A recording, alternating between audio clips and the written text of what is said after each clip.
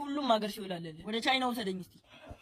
ተርጓሚ መሐመድ ምትኩ ማለት ቻይንኛ ነው ሲመስለኝ። እንደኔ ሊቀቅል ነው መሰለኝ የፈለገ ናገባ።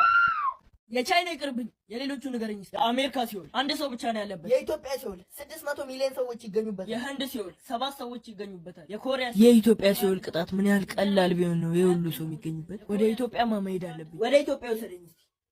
የኢትዮጵያ ሲውል ቅጣቱ ምን ያህል ቀላል ቢሆን ነው የሁሉ ሰው እዚህ ያለው? ያው እንደምታየው የኢትዮጵያ ሲውል በኤሌክትሪክ ሽቦዎች የተከበበ ነው እና እነዚህ የኤሌክትሪክ ሽቦዎች አንድ ጠብታ ውሃ ቢነካቸው አለቀልን። እናም እዛ ጋር ከምታየው ቧንቧ ላይ ውሃ እየፈሰሰ መብራቶቹ ኮንታክት እያደረጉ እየተቃጠልን ነው የምንኖረው። እንዴ ይህ ቅጣት ቀላል ነው እያልከኝ ነው? አዎ ልክ ነህ፣ በጣም ከባድ ነው። ግን ውሃ በአመት አንዴ ነው የሚመጣው፣ ምክንያቱም የኢትዮጵያ ሲውል ነው። ውሃው ሲመጣ ደግሞ መብራቱ ይጠፋል።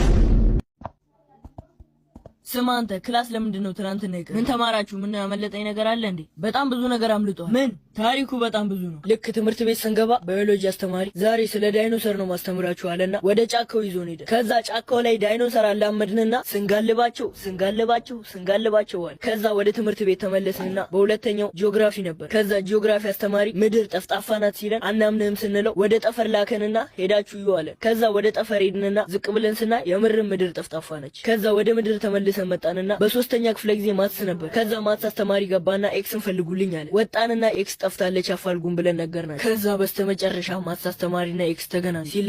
ሲለቃቀሱ እኛ ወደ ትምህርት ቤት ስንመለስ ማትስ የነበረው ክፍለ ጊዜ ፍሪ ነበር። ከዛ ፍሪ ስለሆነ እንዳይደበረን ብሎ ዳይሬክተሩ መጣና አንዳንድ አይፎን ስልክ ሰጠ። አንድ ቀን ቀርቼ የሁሉ ነገር ይፈጠራል። ከዛ በቃ ስልኩን ቀኑን ሙሉ ስቀጠቅጠው ቆይቼ 5% ሲደርስ ትላንትና ሰክቼው እስካሁን ድረስ ቻርጅ እያደረገ። ለምንድን ነው ትላንትና ሰክተው እስካሁን ድረስ ቻርጅ የሚያደርገው? ቻርጀሩ ትንሽ ያቆያል። ገና 6 ጭራሽ። ኧረ እየቀነሰ እኮ ነው ጭራሽ። ለምን ቴክሳስ ቻርጀር አትጠቀሙ? እንካ እሺ። እና ለምን ቀረ? ልትሄድ ነው? ወራጅ አለ ለማለት በጭራሽ እንዳፈራ። ኧረ አልፈራም። ይኸው እዛኛው ታክሲ ውስጥ ግባ። ከዛ መገናኛ ነው የምትወርደው። እሺ ይመች። መገናኛ አንድ ሰው ገበያ